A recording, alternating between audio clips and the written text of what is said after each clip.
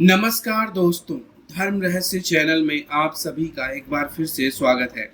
माँ कामाख्या शक्ति रजवंती योगिनी कथा और साधना यह तीसरा और अंतिम भाग है। अभी तक आपने जाना कि किस प्रकार अंबुवाची मेले के पर्व पर इस शक्ति को सिद्ध किया जा सकता है और इससे जुड़ी हुई कथा को हम देखते हैं जब एक तांत्रिक माता कामाख्या को प्रसन्न कर इसकी विद्या प्राप्त कर लेता है। तो जैसे ही उस तांत्रिक ने माता से यह सारी बातें की, तब माता ने उसका दिव्य ज्ञान रजवंती योगिनी की साधना के लिए उस साधु को दिया था। हालांकि माता ने कहा कि प्रत्येक शक्ति का अपना अलग ही अस्तित्व होता है, इसलिए मैं तुम्हारी इसमें सहायता नहीं कर सकती। अगर तुम मेरी साधना करते तो यह शक्ति तुम्हारी सहायता अवश्य करती, लेकिन अब तुम इसे सिद्ध करना चाहते हो, इसीलिए इसमें मैं तुम्हारी कोई सहायता नहीं करूंगी। विधान मैंने तुम्हें बता दिया है,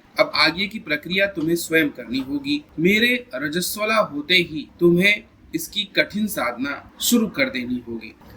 तो केवल 3 दिनों में ही तुम इस साधना को सिद्ध कर सकते हो, क्योंकि यह शक्ति मेरी केवल 3 दिनों के लिए ही जागृत होती है। इस प्रकार अंबुवाची मेला शुरू होने से पहले ही जिस प्रकार देवी के रजस्वला स्वरूप के रक्षण के लिए मंदिर के कपाट बंद कर दिए जाते हैं, साधु भी अपनी साधना को शुरू करता है, जिसमें माता कामाख्या की साधना करने के बाद अब वह रजवंती को सिद्ध करने के लिए उसकी विधि माता से प्राप्त करना और अब उसे करना उसके लिए विशेष रूप से अनिवार्य ही था।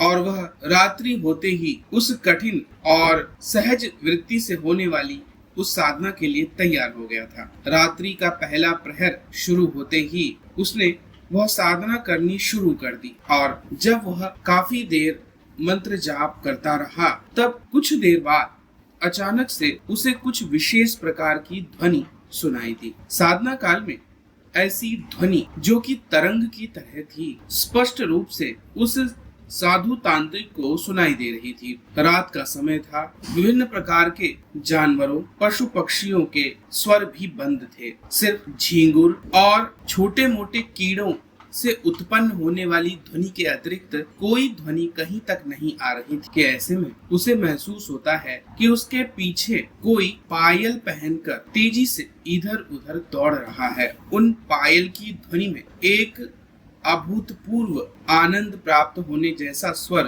पैदा हो रहा था। पायल की झनकार इतनी ज्यादा मधुर थी कि वह कभी कभी तो अपने ध्यान से भटक जाता था, किंतु उसने इससे पहले बहुत सारी तांत्रिक साधनाएं की थी, इसीलिए वह यह बात जानता था कि जिस भी साधना में हम पूरी तरह तल्लीन होकर अपने मन को नियंत्रित न करते हुए किसी अन्य विषय पर ध्यान देंगे तो वह साधना भंग हो जाती है। और यहाँ पर तो कम दिनों की साधना होने के कारण कोई गलती नहीं की जा सकती थी। साधु तांत्रिक ने उस पायल की ध्वनि पर ज्यादा ध्यान नहीं दिया कि तभी उसे तेज सुगंध आने लगी। महकते हुए फूलों के जैसी तेज हवाएं जैसे चल रही, जिनसे आती हुई तीव्र सुगंध उसके नाक के रास्ते से उसके मन को आनंदित कर रही थी। खुशबू बहुत ही अधिक आकर्षण पैदा कर रही। मन में एक छवि बनने लगी जो कि सुंदर पायल पहने हुए किसी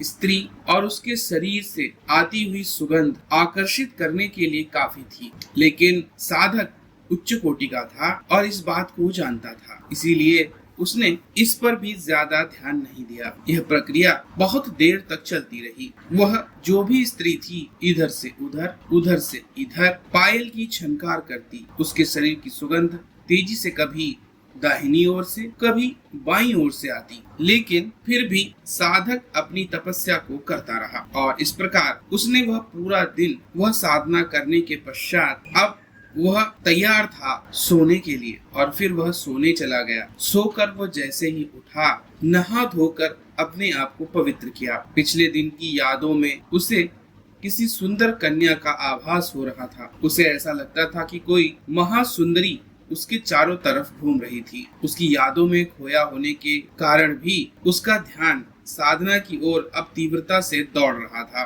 मन में कामनाएं जाग रही थी। लेकिन आज का दिन कुछ विशेष होने वाला था, कारण कि यह दूसरा दिन था और इस साधना में अब उसके साथ कुछ विशेष घटित होने वाला था। रात्रि होते ही सारी तैयारी करके वह साधक फिर से साधना करने बैठ गया। आज का माहौल कुछ अलग होने वाला था। अभी कुछ देर ही उसे साधना करते हुआ था कि फिर से पायल की आवाज और सुगंध आना शुरू हो गया। वह बहुत ही आनंद में साधना करने लगा, क्योंकि उसे बहुत ही अच्छा महसूस हो रहा था कि तभी उसे महसूस हुआ जैसे कि उसके शरीर को कोई छू रहा है, उसके शरीर को कोई अपनी उंगलियों से फेर रहा है। यह एक अलग ही उत्तेजना देने वाला माहौल था। कोई अपनी उंगलियां उसके शरीर पर बहते हुए पसीने पर जैसे हल्का हल्का रगड़ रहा हो, क्योंकि साधना करने के कारण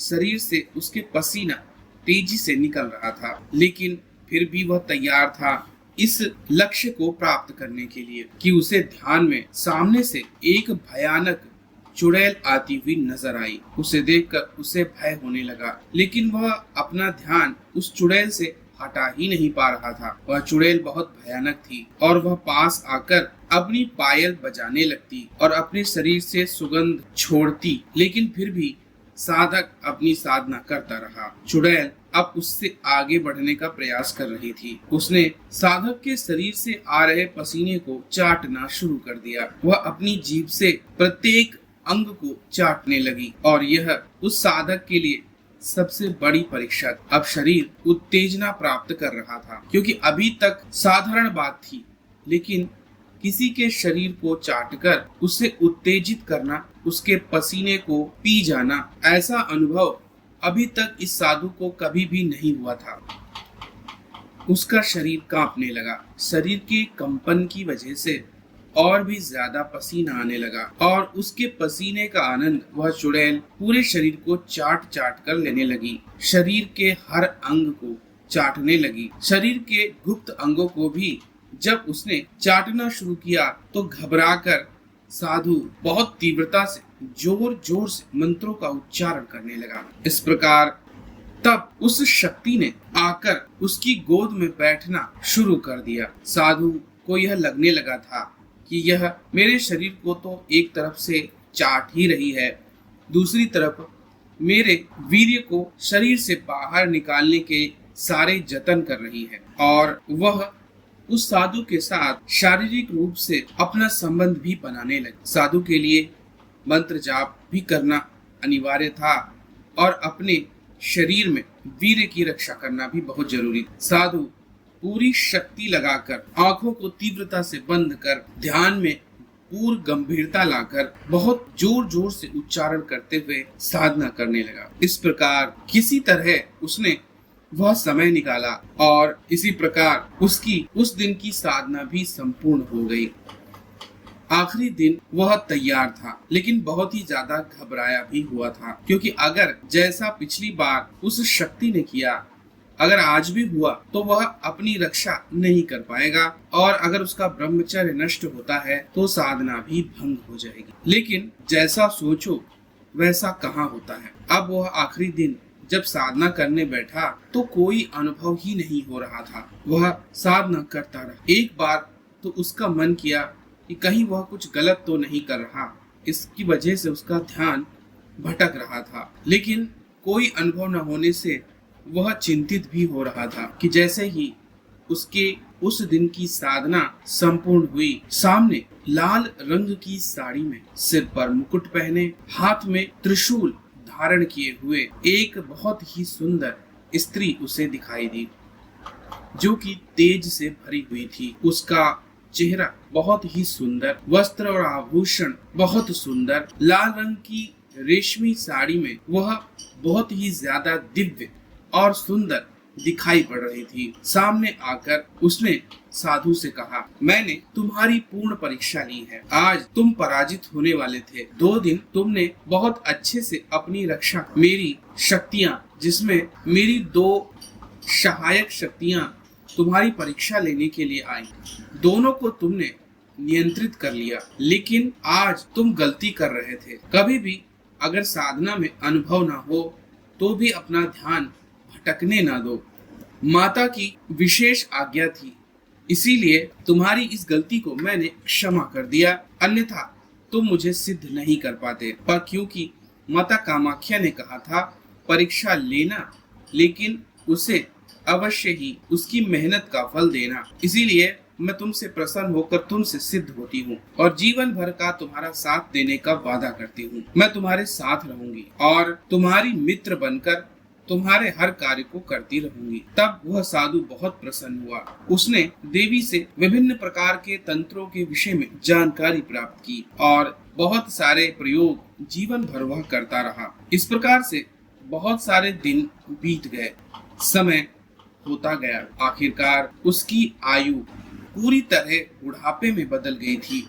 एक दिन वह बहुत बीमार था। तब उसने देवी से पूछा, क्या मेरा अंतिम समय आ चुका है? तब रजवंती योगिनी ने कहा, हाँ, आपका आखिरी समय आ चुका है, किंतु आप परेशान मत होइए। यह शरीर तो बंधनकारी होता है। अब आपका यहाँ से जाने का समय हो चुका है। मैं स्वयं आपको आपके गंतव्य तक लेकर जाऊंगी। आप अपनी आंखें बंद कर लीजिए और मैं जो कहूँ वह कीजिए। उसके बाद उस बूढ़े तांत्रिक की मृत्यु हो जाती है। शरीर से बाहर आकर अपने सूक्ष्म शरीर में वह देवी रजवंती योगिनी के साथ अंतरिक्ष में गमन करने लगता है और आखिरकार दिव्य कैलाश पर पहुंच जाता है, जहां सामने भगवान शिव और माता पार्वती विराजमान थे। तब उसे पता चलता है कि उसे शिवलोक की प्राप्ति हो चुकी है। तब देवी उस साधु को नमस्कार करके कहती हैं, मैंने अपना कार्य कर दिया, अब मैं वापस माता की सेवा में जा रही हूँ। तुम यहाँ भगवान शिव के इस लोक में निवास करो। इस प्रकार रजवंती योगिनी तब से देवी माँ कामाख्या की सहायिका अंश शक्ति के रूप में उनके रजस्वला स्वरूप धारण करते ही जागृत हो जाती हैं और यह समय अम्बुवाची पर्व के रूप में कामाख्या पर मनाया जाता है, जब मंदिर के कपाट बंद किए जाते हैं और देवी उस वक्त जागृत रहती हैं। इसी साधना का विधान मैंने आप लोगों के लिए इंस्टामोजो स्टोर पर उपलब्ध करा रखा है, जिसका लिंक इस वीडियो के नीचे डिस्क्रिप्शन बॉक्स में आपको मिल जाएगा। वहां से क्लिक करके आप इस साधना को खरीद सकते हैं और इन 3 दिनों जब तक के कपाट बंद रहते हैं माँ कामाख्या मंदिर के, इनकी साधना कर सकते हैं और इनको सिद्ध करने का प्रयास कर सकते हैं। तो यह थी जानकारी गुप्त रजवंती योगिनी की। आप सभी का दिन मंगलमय हो। जय मां पराशक्ति। आइए सुनते हैं माता कामाख्या और देवी रजवंती योगिनी के इस अद्भुत भजन को। जय मां कामाख्या, जय रजवंती योगिनी, अम्बुवाची मेले में भक्तन की सौभागिनी।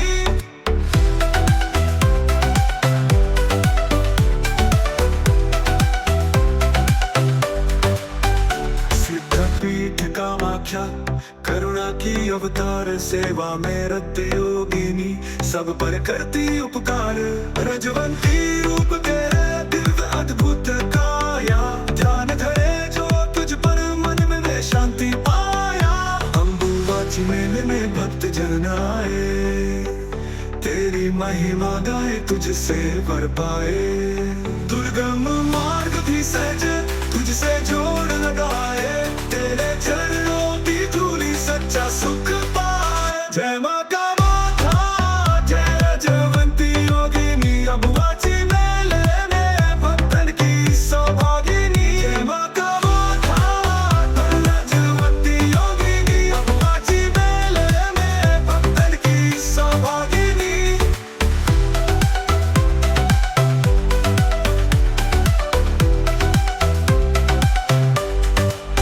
सिद्धपीठ कामाख्या, करुणा की अवतार, सेवा में रत योगिनी, सब पर करती उपकार।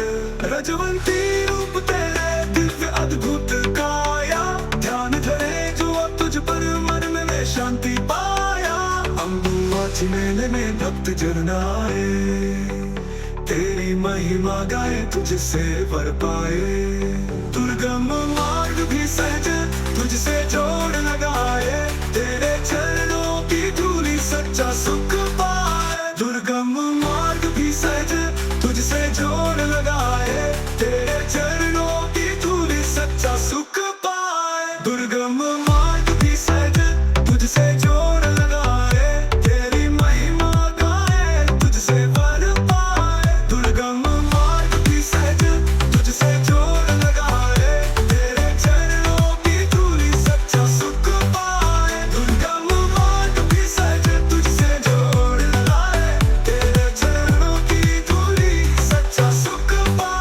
जय माँ कामाख्या भक्तन की आराधिका बुआची में खिले तेरी पूजा की राधिका तेरी लीला परंपार सबके कष्ट हरे तेरे दरबार में आकर मनवांछित फल धरे जय माँ कामाख्या जय रजवंती योगिनी अबुआची मेले में भक्तन की सौभागिनी जय माँ कामाख्या भक्तन की आराधिका अबुआची में खिले खिले तेरी पूजा की राधिका तेरी लीला परंपार सबके कष्ट हरे तेरे दरबार में आकर मनवांछित फल धरे जय माँ कामाख्या जय रजवंती योगिनी अम्बुआची मेले में भक्तन की सौभागिनी।